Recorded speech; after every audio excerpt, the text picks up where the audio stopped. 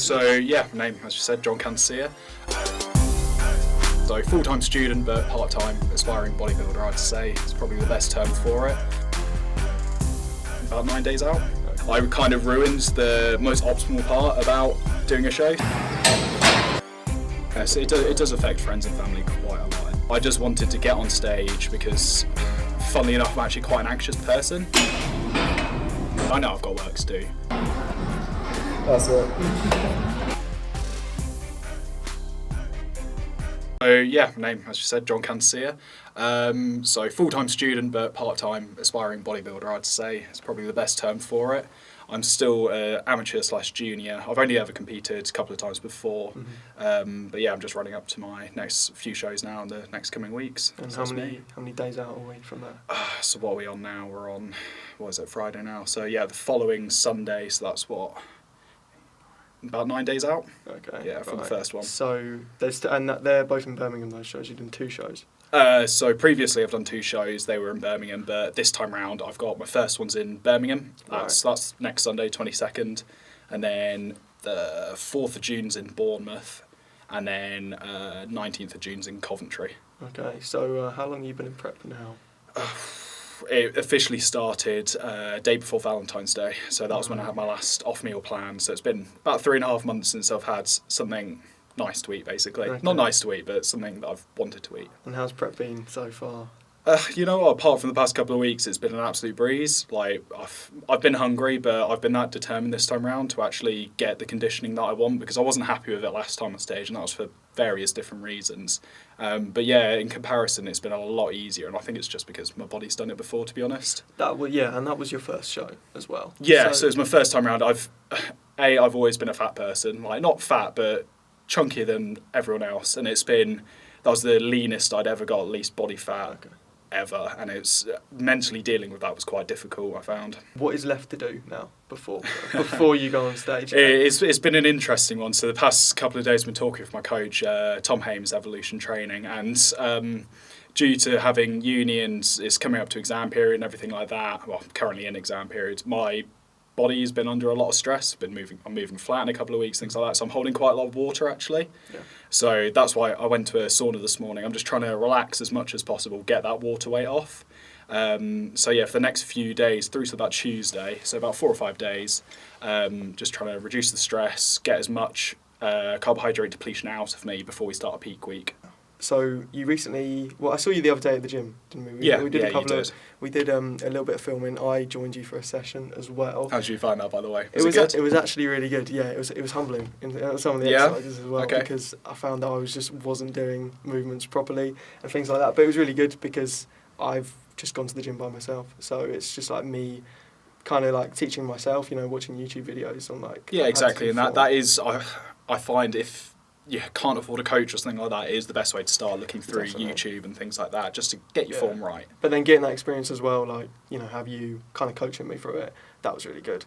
One thing I did want to mention, when I first saw you walking up to me and I was standing outside waiting for you outside the gym, it was like you were coming over, you kind of like, I mean, no offence by this, but you kind of look like a zombie. You looked really tired. I feel fucked, mate. Like, okay, last night was the first okay night's sleep I had in probably about 2 weeks now. A, that's due to stress, and B, I'm just fucking hungry all the time. Yeah. Like, I need food, and I slept last night, I went to bed at about 9:30, probably got to sleep about 10:30, and I woke up bang on 4:30 this morning. So what's that, 5.5? Well, no, about six hours sleep, and that's a good night's sleep. Right, Night before I was 4:30 a.m. I went to sleep, woke up at 7. How much sleep are you getting off season as well? Oh, off season. As soon as I've got food in me, I'm happy. Like, I sleep 8-9 hours easy. Sometimes have a nap in the afternoon. Like, I can sleep for like 10 hours a day, and that gives me a good amount of sleep to actually function and get some energy out of me. Wow, yeah. So it is a big difference, yeah. you look knackered. At first I thought you were a bit annoyed to be there, but like... No, absolutely loved the time we spent at the gym. It was really good, and yeah, I really enjoy obviously coaching people and things like that, as you know, so yeah. And you talked about, when I saw you, talked about having a carb load. Have you had one of those yet? Or is it... So when you lead up to a show, for about the week before, it's called a peak week in bodybuilding terms. Yeah. So first couple of days you do, this is the way my coach does it with me, and it's what I will do when I eventually prep some clients. So you start off by doing a fat and protein only for probably about 2 to 3 days before. So that's to fill out the intramuscular glycerol stores, and it's also to just fully deplete your body of all the carbohydrate stores. And then following that, you do 2 to 3 days, depending on the size of the person and everything like that, carbohydrate loading. So that'll be it could be up to like 1,000 grams of carbs a day, depending on the size of the person. And you just load that up for 2 to 3 days, keep it consistent throughout the days, check in with your coach and everything like that. So I'll be checking in with Tom after every couple of meals probably, because it makes your body change that much over that period of time. Your training is reduced massively, and it's to help fill out the muscles. So it's to make you look a lot fuller on stage and be able to pump up backstage as well. So yeah, that's basically what it is. It's just to do the finishing touches to the look and make you look a lot more 3D, because as I'm sat here now, I probably look really skinny at the moment, don't I? Well, not compared to me, you don't. So no, but compared to what I did 2 years ago when you saw me, right, okay. After I'd done my shows last time, I filled out quite a bit, didn't I? Well, yeah, I mean, I can't remember exactly, but yeah, I mean, when we were in the gym last time, well, like last week or whenever it was, you kept on saying, "God, I look so skinny." Like, I do. I feel really skinny. I'm really depleted, and I'm nearly about 35 pounds down from my peak off-season weight. So it's a big difference. But yeah, once I got some carbs in me, you do look a hell of a lot different. Right. So at the moment, I've been doing carb cycling. So I've got high days and low days. So you look at calorie intake over a week. So I've been putting a deficit over the week, and it will be some high days I have, which I'm on nearly 4,000 calories a day.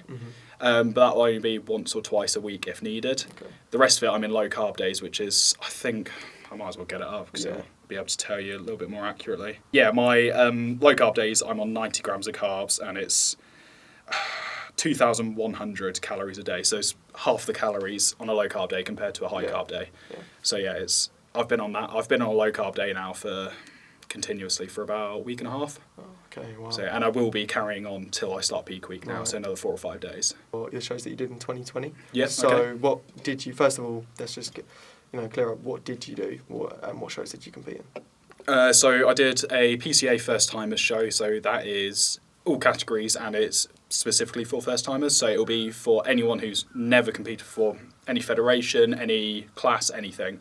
So I did juniors, which is 23 and under is the age. So you can be 23 and 364 days old if you really want to compete in that category.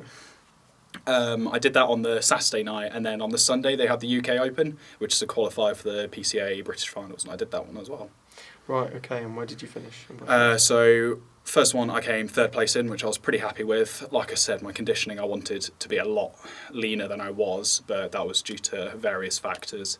And then the second show I came last in, but I was kind of expecting that because I came fifth because everyone was 22, 23, and I was 18 at the time, so got about 4 or 5 years of age and muscle on me, basically. Yeah, it was kind of mental meeting you, really, because I turned up and I saw what was a rice cooker in the. I think it was a rice cooker. Yeah, you would have seen the rice cooker in the air fryer, probably. Yeah, and I said to someone else we lived with at the time, what is that? And they were going, oh, it's John's. And like I saw you cooking all these meals and everything. I thought, this guy's pretty much like a full-grown adult. Yeah, it was interesting, some of the people we lived with, because some of them, they still do now, just eat beige food, because they haven't been able to fend for themselves before, really. Yeah, no. So yeah, and I've always been looking after myself, cooking nutritious meals for myself since, 12, 13. Like, it's what I've had a passion for, so it's what I've always done. Well, I mean, I respect that, to be fair. I didn't know how to cook chicken when I came to there we go, yeah, you can do chicken and rice, which is a bodybuilder staple, so. Expert in chicken nowadays. Yeah, good.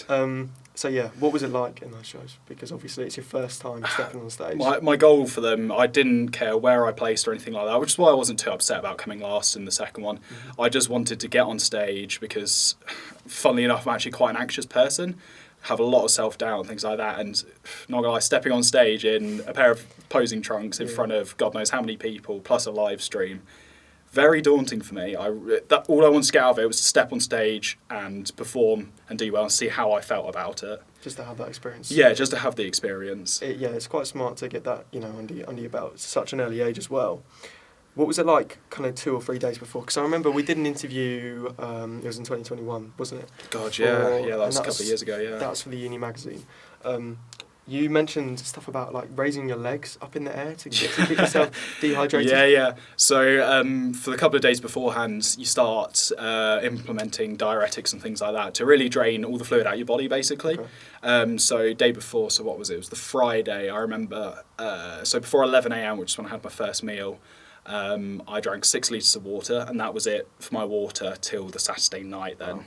Oh. I was allowed a few little sips to like get food down, things like that, but no drinking of any fluids at all, basically. So that implemented with diuretics like vitamin C, dandelion extract, really helps drain my body out. And then basically because your legs, if you're walking around all the time, they hold quite a lot of fluid and get quite inflamed. I had to sleep on the floor on a towel, basically, with my legs raised on a chair for Friday night, and that was, fun. Did you see like a big difference? Oh, massive difference. Yeah. A huge difference. Right, and it's just like you've got less. Is it water basically around your muscles? Like, yeah, basically, and just inflammation in general, really, because obviously when you're walking around, even just walking around, you get a bit of a pump in your legs, and a pump is the swelling of the muscle and blood and other crap getting into them, basically. And what you want to do is you want to dry them all out, get everything out of them, so you can really see the definition in the legs. Right. Okay. It's the same with all body parts, to be fair. That's the thing, basically, when you get so far into prep, you've got such low body fat, it hurts to sit down. Are you uncomfortable? Yeah, right my arse hurts. Sitting down. Right. Yeah, because you store a lot of fat on it, and it's when it goes, it is not comfy. Do you have to bring like a pillow with you? I just suck up and get on with it. I'm not gonna lie, but it's not fun. I respect it. So obviously that was your first show. What's changed now coming in? Because you had a big off season. Wasn't the most optimal off season that I wanted. So after I did my last shows, we went back into lockdown, didn't we? So that was another 4 months without the gym, and I kind of ruined the most optimal part about doing a show. So when you come out of a show, because you're as lean as you are, it's the perfect time to grow, perfect time to put on new muscle tissue. Your insulin sensitivity is really, really high. So I kind of ruined that for myself, kind of fucked it up, not going to lie. How did you? So I ate like shit for...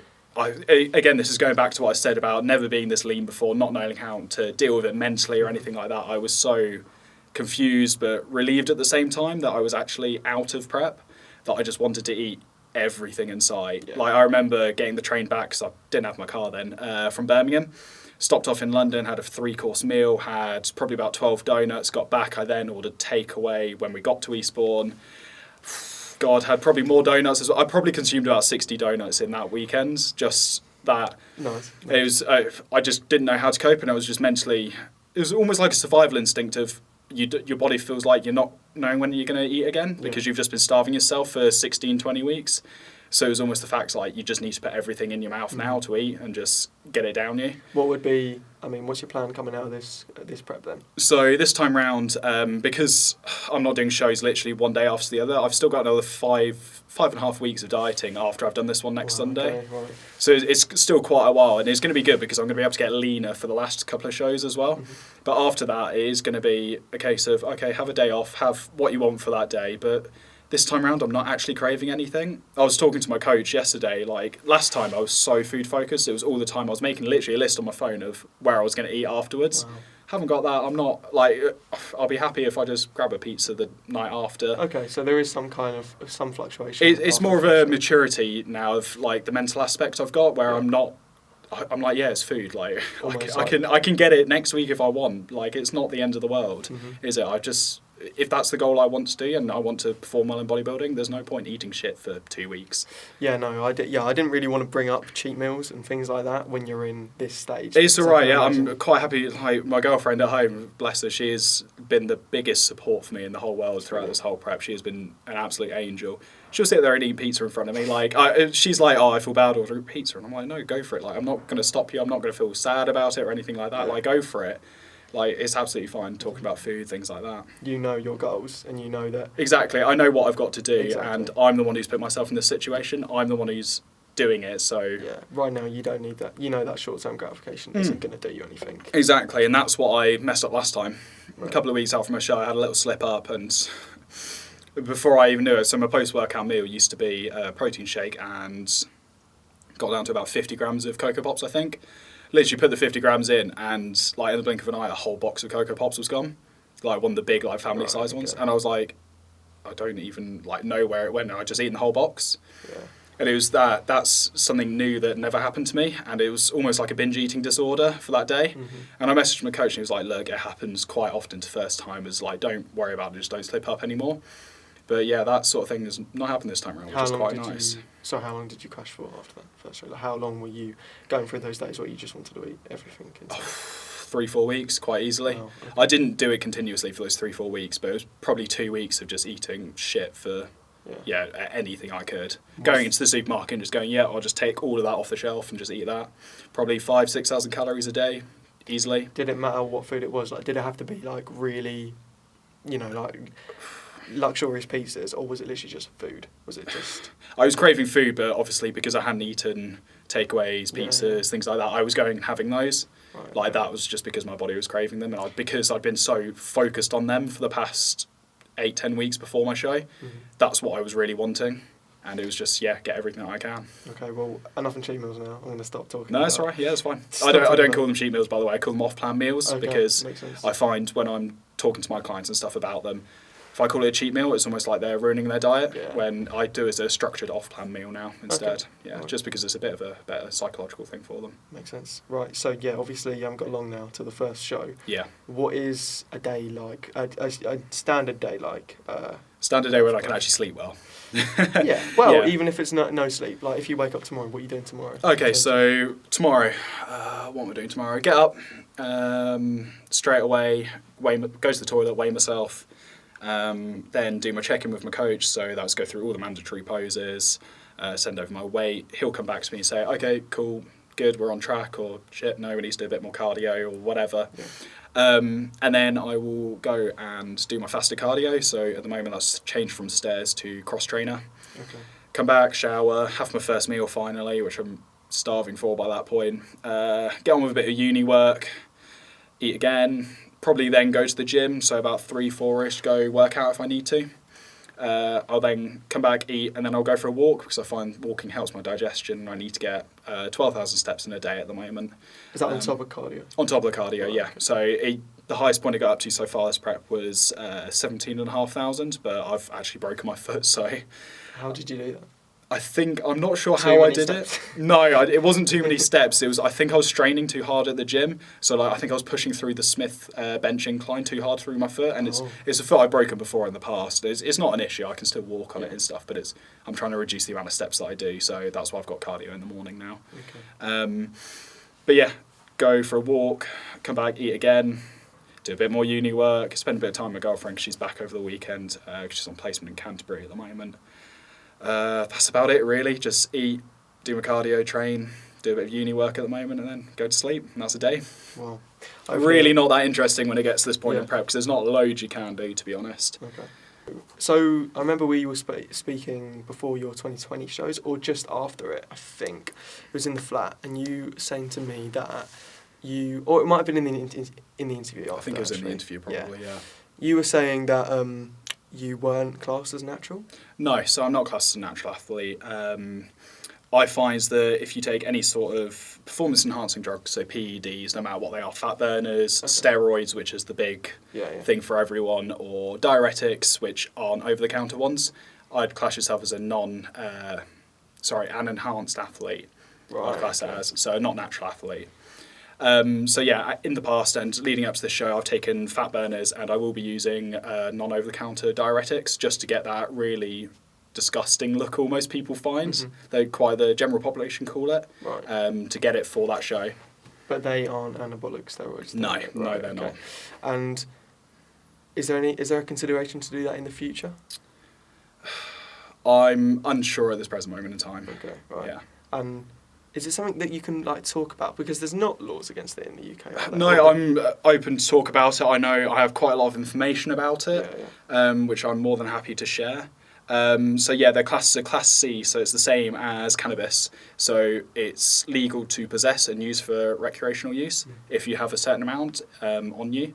But if you are caught with more than it looks like recreational use, you can get jail time for it because it looks like you're intending to steal it. Yeah, okay. So you've spoken to me before, you haven't got the best genetics. No, I really don't. So again, hold quite a lot of body fat in the off season. I just look big in the off season. I don't look conditioned or anything like that. And it does take quite a lot for me to actually get lean. Right. Okay. And yeah, my muscle shapes aren't that great or anything like that. So I haven't got the best genetics. I'm definitely not going to become a pro bodybuilder or anything like that. But I'm going to do what I can do best, and that's all I can do really. Yeah. Is the we got into coaching, but is the main goal for now kind of building that platform for your coaching business, or is it just a personal goal?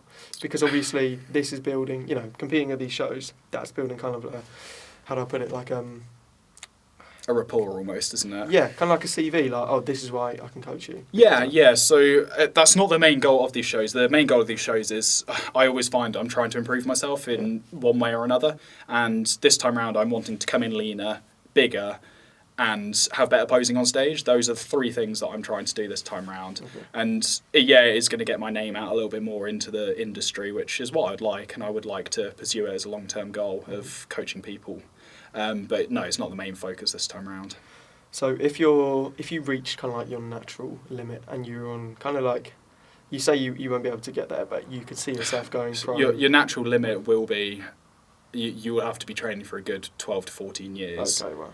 Properly, like nutrition 100% on point, training on point for those 14 years for you to get to about 98% your natural limit. That's just what I believe anyway. Okay. There's lots of different studies and everything like that, but I think good 10 to 15 years of training and you'll reach your limit. I mean, yeah, by that point you're going to be in your 30s. Yeah, exactly. And then you've got other things which when you get into your late 30s, that's when your hormones start to decline anyway. So that's when quite a lot of people, you'll see on social media and stuff as well, Jeff Bezos is quite a interesting one at the moment. You've probably seen quite a few pictures where he's suddenly gone from this like fat middle-aged man basically into, he's quite built now. Mm-hmm. But quite a lot of people use TRT, so that's testosterone replacement therapy. Okay. So it's where obviously when you're becoming middle-aged, your testosterone starts to decline, so you replace it with an exogenous hormone of testosterone. And you basically have the same amount as a 20-year-old, which I am at the moment. So yeah, you'll obviously put on quite a decent amount of tissue in a short period of time. So obviously there's a lot of health risks that come with, a lot of steroids. Well, yeah, so there's a difference between use and abuse, definitely, yeah. And so that's why there has been quite a few bodybuilders in the most recent years pass away, unfortunately. So also, if you get into your 30s, as you get into your 30s, I mean, I'm not sure, but would the risk really be worth it? So the older you get, obviously, the more damage you've already done to your body, and there's a difference between TRT and actually using anabolic steroids. Okay. So you can use TRT, which is replacing your natural levels with a exogenous hormone, so you're injecting it and you're getting natural levels back. So if you're on the low end, it's bringing up to the high average instead. So it will just make your quality of life a little bit better, and it has actually been proven to improve your quality of life and improve your health as well. But then there's a big difference between that and absolutely abusing steroids or using them and cycling them, things like that. So yeah, there is a big difference, and that will put your health at risk. Okay. Well, we've kind of gone over the whole natty or not argument. To conclude, you're not natty. No. But you don't take anabolic steroids. No, I do not take anabolic steroids. Right, I see. So I also wanted to ask you actually. There's a lot of things coming out at the moment about social media influencers editing their photos and also declaring that they're natural when they're not and they're actually use steroids. Yeah, that is a big thing. Do you think that they should have to legally... Because there was a bill going through Parliament. I think there was someone talking about how social media influencers should have to declare on their bio or something like that if they use anabolic steroids or not to try and get rid of this... To not promote this, every man needs these massive muscles. Yeah, every man looks like this. You can achieve this naturally. And if you don't have that, you need to up your game. I agree with you. So I don't think if you're on Instagram, you should have to claim whether you're natural or not, unless you're trying to promote or sell something. Yeah. That's the thing which really annoys me. You see quite a lot of influencers, I'll call them, who are absolutely juiced to the gills. They've been cycling stuff for God knows how long. And they've got very impressive physiques, but then they're selling ebooks, training plans, things like that, not claiming that they're enhanced. And they'll go, oh yeah, if you buy my training plan, you can look like me within 90 days or whatever. And then that is fraud, basically, isn't it? Yeah. That's the way I'd call it. So if you're going to promote something, you can say, I'm offering you this. It's not going to get you to look like me because A, I have good genetics, B, I'm using PEDs, but it will help and improve your training or nutrition or whatever it is. That's just my thoughts about it. Yeah, no, I agree. To be fair, it's just promoting this unrealistic image. Yeah, but I do get that. But people can also do what they want, is their own bodies. That's what I find. But I agree with you. It is promoting an unhealthy body image, especially for younger teens now. Yeah. To be fair, I mean, you can do what you want, as long as it's not hurting other people, like it could be. That is the thing. That if you're not well educated and steroids, I'm sure, are quite easy to get hold of nowadays, especially with everything being online. People could use them and put themselves at a great risk if they're not well educated at it. Who is someone on social media that you kind of look up to, or someone that influenced you at the start of It's going to be very stereotypical, but first bodybuilder I actually saw that I was like, wow, look at that physique, was Arnold Schwarzenegger. Okay, right. Typical for every young kid, seeing him, Terminator, one of my favourite movies, and go, wow, that is so cool. But it's been loads of different people over the years. So you've got people like Callum von Moger, very impressive physique. He was meant to be Arnold 2.0 almost. Okay. You've got Ronnie Coleman for his training intensity and just overall massive him, but unfortunately he's now in a wheelchair now. He can barely walk and things like that due to the injuries he's put himself through. You've got Larry Wheels for strength. You've got Brandon Harding, found him really interesting. You met him, didn't you? Yeah, so after my first show I met him. My coach did a seminar up in Birmingham, West Brom actually, which is where he's originally from because my coach used to coach him. Okay, yeah. And he just popped into the gym and I was like, oh, like, hi, sort of thing. And he's on God knows how many subscribers now, probably like 750,000. Did you see his account got taken off? Yeah, I did see his account got taken off, but I'd been subscribed to him since he was on like 3,000 subscribers. Oh, wow. I just stumbled across him on YouTube, and it was before he was doing his first shows, and I was like, oh, this is a really cool thing. Like I used to love watching his days of eating and his training, things like that, and go, that is really cool. I'm really interested in it. He's the one who properly got my ass into gear basically and got me into the gym and inspired to train and do bodybuilding really. Mm-hmm. So obviously, it is a healthy thing to do, get into shape, go to the gym, things like that. You aren't, you're not obese, you're not pushing the limits on that extreme anyway, but it's not very healthy, what you do. No, bodybuilding is not a healthy sport, and I'll completely admit that. Right. I'm not naive to that or anything like that. What I do is not healthy. What is exactly the most unhealthiest part of it? I mean, you might not be able to put a label like that on it, but... It's just, there's multiple factors. So you've got the long-term stress in your body from the heavy and intense training. It will really mess with your kidneys, basically, because your kidneys have got to flush out all the shit out of your muscles in very, very simple terms. I'm not going to go into all the science of it and everything. Yeah. You've got the extreme dieting, so getting down to such a low body fat percentage really ruins your hormones, things like that. It's just the amount of stress you're putting on your body over such a long period of time, whether it's bulking up, so it's massive fluctuations in weight as well. Like I said earlier, dropped about 35 pounds in, what's it now, since Valentine's Day. It's about 3.5 months. 10 pounds a month, that is quite a big thing. Yeah. For someone who's, I was fat before I started prep, but I wasn't obese, so it is quite a big change for your body to go through. And then as soon as I finish the show, probably going to put on 20 pounds in probably 4 months, 5 months again. Yeah. So it's huge fluctuations in weight, which again isn't good for your blood pressure, health, heart, everything. Are you worried about anything like that? Yeah, so for the future I am, and I am doing it in the healthiest way possible, you can call it. So every 2 to 3 months I do get my blood work done, check everything's okay, all my hormones, kidneys, liver. I get a full panel of everything, send it over to my coach. He goes, yep, we're good. If not, so like last time I did it, my good cholesterol was slightly out. And coming into prep now, I can't really have oily fish because it's quite high in calories. So I've been supplementing in krill oil, things like that, just to bring it up. My free T3, God, it's a bit of a mouthful to say, was slightly low. So I've been using sea kelp extracts, just bring that up. And since doing that, about a month later, I got my blood work done again. Perfect, all in range. Oh, okay, I see. So yeah, it's just keeping an eye on things like that. And that's what, even natural, unnatural, you need to get blood work done. I find that is a key thing. Where do you go for that, by the way?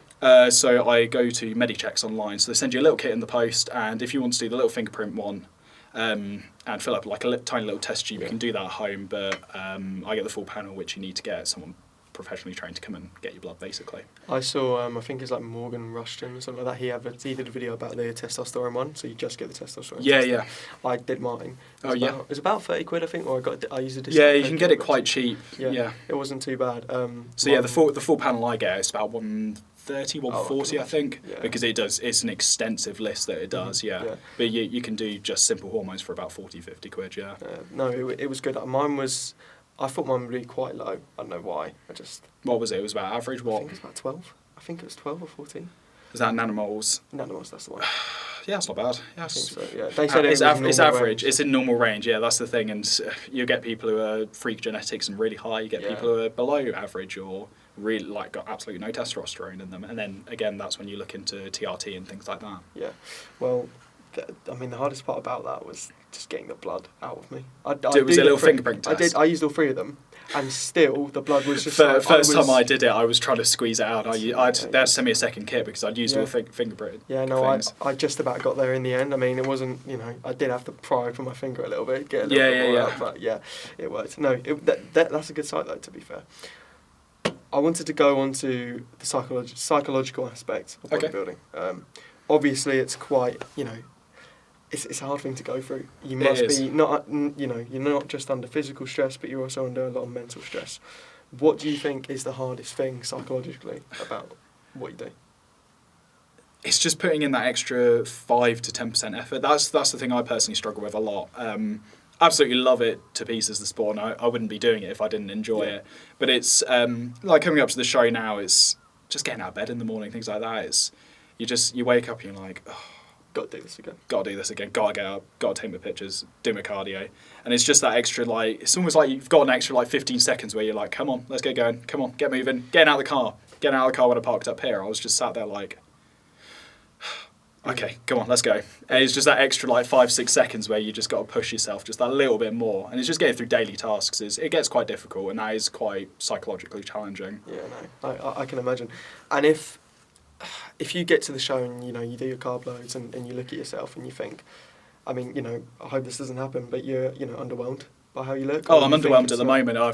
I personally find I've got quite bad body dysmorphia. So even you said in the gym, you thought I looked good. You look brilliant. There you go, exactly. I look brilliant. I was still there criticising myself. Oh no, I need to get a little bit more fat off of there. I look very flat today. Or why is one shoulder slightly lopsided? I'm always critiquing myself, but that's why I find it so important to get a coach. Do you have that body dysmorphia all year round, or is it just going into prep? Because obviously you can put on a lot of weight in off season. Yeah. Obviously that's good. So again, extreme. When I'm peak off season, I'm like, oh, I can't see any abs. I look fat. I look shit. Everything like that. And then when it gets really close to a show, everyone does it. Everyone self doubts themselves. They go, oh, don't think I'm going to do well. I'm not lean enough. Everything like that. And it's everyone always worries when they're in prep. When would you say is kind of your healthiest time of the year psychologically? Where you're not worrying about prep, or you're not worrying about how you look because you're big in off season? I'm not always worrying how I look. I'm always looking at myself and seeing what I can improve. Okay. I wouldn't say I'm worrying, if that makes sense. So even start of an off season look great, but I'm like, okay, I can always put on more size. Let's see how I can I'm always trying to improve myself. That is the key aspect to take away from it, and I think that's what everyone should. They should always try to improve themselves, even if it's 1% every day, just through daily tasks, things like that. They should always try to improve themselves. Is there a time of the year what is kind of your favourite time of the year then? Because is it now when you're pushing yourself to the extreme? It's interesting because if you'd asked me this 6 months ago, I would have gone, oh, love off season, love eating, everything like that. Right at the end of the off season, I was like, I was having to order food all the time because I couldn't be asked to cook, or I was just trying to get calories, and somehow I was drinking 2 litres of orange juice a day just because I needed to get the calories in to maintain the weight. And I was like, I cannot wait to start prep. Now looking at it, I'm like, I can't wait to start the off season. Can't wait to put on more size. And it's a balance. You always looking forward to the next bit. Well, then is it that middle ground from when you're cutting down to start your prep, but the calories aren't so low? Yeah, so I'd say after about 8 weeks of prep, that's probably the best part. Right. Because I find I've still got really good energy. Food's still pretty high. Haven't got shitloads of cardio to do. But I'm noticing big changes in my physique. Okay. So you've got all that water weight off. You're starting to cut away at the fat, and you look pretty good. Okay. Yeah.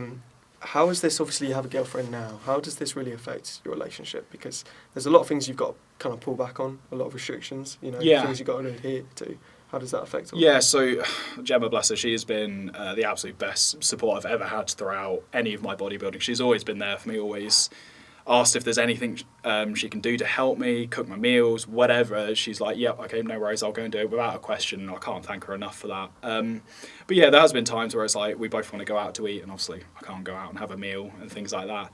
And it's things like that have been tough, but at the same time, we know it's only temporary, and we've been doing other stuff instead. Like, funnily enough, been going bowling quite a lot.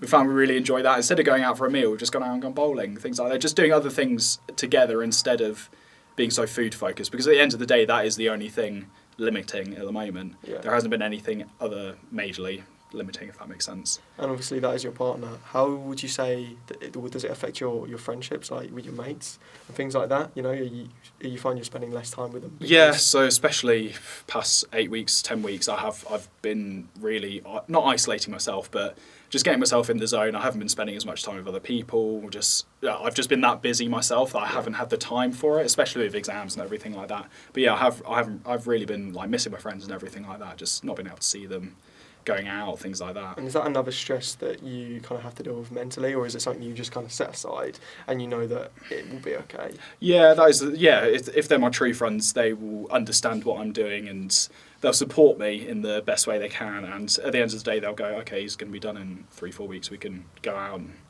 go to wherever, enjoy ourselves after that. And I've got a couple of people come to my first show and they can't wait, but I haven't seen them for, since February. I haven't seen them because they're back at home and they've gone, yep, bought your tickets to your show, can't wait we'll go out and have a meal afterwards together and chill, and then see you again. Brilliant. Well, how would you say your kind of parents started to deal with it? I think you mentioned before that your dad was quite sporty when he was younger. Yeah, so my dad was quite sporty when he was younger. He did cricket, golf every weekend. He did loads of sports. He used to go running. He was really quite fit, quite built. He wasn't as muscular as I was, even he would admit that. But he was always quite active. He's not now really, as everyone's parents are basically. But yeah, it's interesting. When I first started going to the gym and stuff, they were like, oh yeah, it's great, really happy that you're trying to improve yourselves and things like that. But same with my sisters really. Now I've got into bodybuilding, they're almost, because they're very uneducated on the actual sport and the science behind it and everything like that. I wouldn't say I'm a professional and know everything, but I do know more than the average person, quite a lot more than them. They're always questioning and like, oh, it's really unhealthy what you're doing and everything like that. And I'm not doubting that it is unhealthy, but it is my decision, and I wish they would support me through it, which they do now. They've accepted it a lot more. But when I first started to get into it, the first prep I did, they were very against the idea almost, I'll say, yeah. Well, to them, it's kind of like you're starving yourself. Yeah, exactly, yeah. And it's quite funny, actually. I FaceTimed my sister Amy, what was it, about 3-4 weeks ago, and she went, oh my God, look at your faces, because my face is so thin now compared to... obviously off-season and everything, and she really doesn't like that look because she's like, oh, it's really unhealthy and everything like that. And it's. Well, do they come to your shows then? So mum and dad came to my first show, didn't come to my second one, and none of my family attending any of the shows this time around. Okay, well, yeah, I mean, it's obviously a big part of it that I feel like no one talks about enough really in bodybuilding and how it affects. Yes, it does affect friends and family quite a lot, and it was quite tough first prep because obviously all the gyms were closed, so I was working out in the shed at home with my mate Rory. Fucking awesome workouts there. But yeah, it was constantly being at home, constantly eating, things like that. My parents were going like, why are you doing this sort of thing? And it was I was a bit of a dick to them. I'll admit it. I was a bit snappy at times. I will admit that. That was A, just due to hunger, B, due to unknown stresses of lockdown, everything like that. But yeah, it is quite a big factor which quite a lot of people don't understand. No, I can only really imagine. We're going to move on to coaching now. Obviously, You're a coach. You have a coach. When did you first get your coach though? So my birthday's September, so the October of my 18th birthday. Oh, wow. Straight away after my birthday, I was like, right, I want to take this seriously. I know I want to compete in the next couple of years, get myself a coach. Okay. And I'd seen him online, Tom Hames, a few times, various different things, listened to a few podcasts, things like that. And actually, one of the women who works in the gym that I go to at home, Empire Gym, she had been coached by him for quite a while and really recommended him, so I just dropped him a message and we went from there. So it's October? October, yes, that was what, 2019, wasn't it? October, and then you competed the next year? Yeah, that sounds about right, actually. God. 2019? Yeah, that's right. Yeah. Oh, okay, right. So, how has that been? You know, like having someone. Has it helped the process a lot more? Oh, I wouldn't have been able to do it without him. Okay. Absolutely wouldn't have been able to do it without him. And anyone competing at all, first timers, whatever, get a coach. Huge help. And I know you might not be able to get into exactly what he offers because, you know, that's his... No, he's a very advanced coach. I could quite easily, because I'm a first timer, get away with someone like me. I could get away with someone like me quite easily because you don't need a huge amount of knowledge to get a physique into shape and prep that much for first timers. But if you want to get into more advanced things and PED use, everything like that, recommend someone a bit more advanced. And so you done the 2020 shows. Were you a coach by that point, or had you? Or you did. So it was actually I was doing my PT course, which legally you have to do it to work in gyms and stuff, but I don't recommend it. It's a load of rubbish. But I'd started doing that around January before my show, so that's January 2020. And I thought, this is really interesting. I was getting loads of knowledge from everything, and I've been getting knowledge for a good year before that. And I had a couple of friends reach out to me, actually, who I knew from school. And one of them he's about 18 stone, I think it was, when he started with me. And he said, look, I've seen how much you've changed your physique over the past year or so. Do you think you can help me? And I thought, great, it's a brilliant opportunity to help some people. Yeah, why not? Let's give it a go. And so I started coaching then. It was about, February, March time, I think he started with me. And what are your roles at the moment in terms of what you provide for them? If you don't want to get into that, that's fair enough. Yeah, no, it's absolutely fine. So I offer 2 different packages. So I do a generalised coaching call with someone. So they'll come to me and say, hey, these are my goals, this is what I want to do. And I'll go, okay, great. I do 2 packages. So it's like a bronze package and a gold package. By the way, you don't have to talk about the prices. No, I'm not going to talk about the prices. If you want any prices or anything, just drop me a message. And we'll get chatting or whatever. But the bronze package, a bit of a basic one. It's a bit of a generalised, I'll do your training and nutrition plan, give you guidance, but I'm not going to adjust it or anything for you. Okay. It's almost, here's a load of information, do with it what you want. Mm-hmm.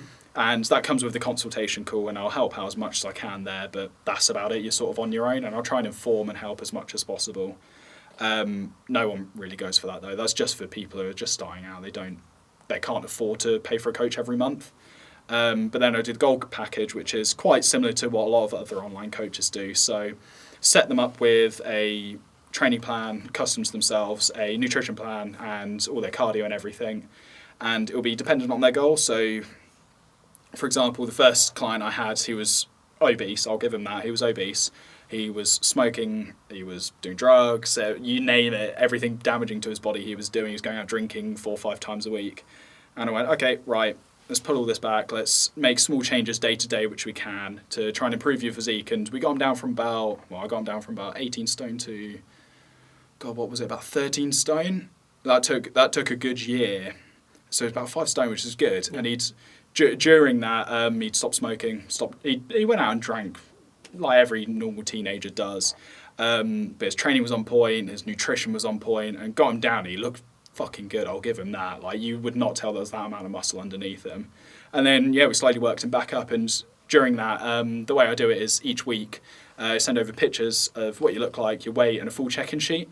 And I'll get back to those same day, within literally an hour usually. And I'll go through, make changes to the nutrition training, cardio and everything that's needed, and go, okay, crack on your week. And you can ask me messages 24/7 on WhatsApp because you have access to me that way.